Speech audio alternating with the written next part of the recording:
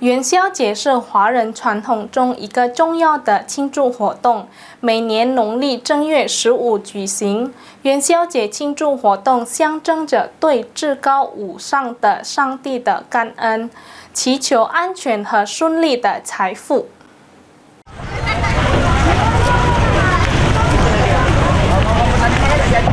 元宵节对华人社区和当地居民来说是一个富有意义的时刻。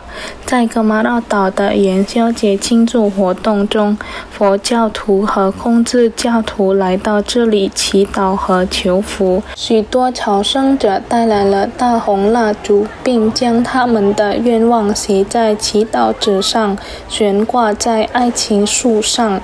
这象征着在丹本安和西蒂法蒂玛传说中的忠诚。元宵节的组织者之一季哈润表示，元宵在福建话中译为农历15，标志着农历新年的结束，而农历新年是华人的节日，其中的满月在这一年首次出现。在这个特定的年份，正值卯蛇年，元宵节成为对万能上帝的感恩之举。因此，进入卯蛇年，华人期望获得安全、繁荣的财富以及其他祝福。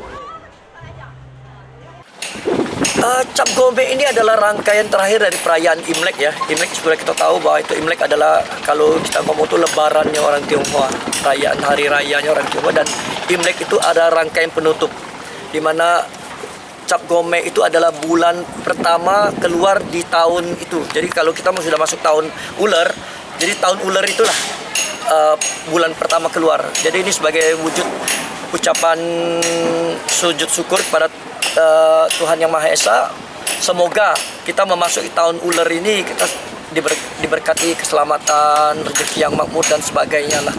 格马绕岛的元宵节庆祝活动不仅是华人社区的盛事，还得到了来自各个民族的各阶层人们的参与，体现了文化和传统能够在和谐与包容中团结不同民族的共识，特别是在巨港市。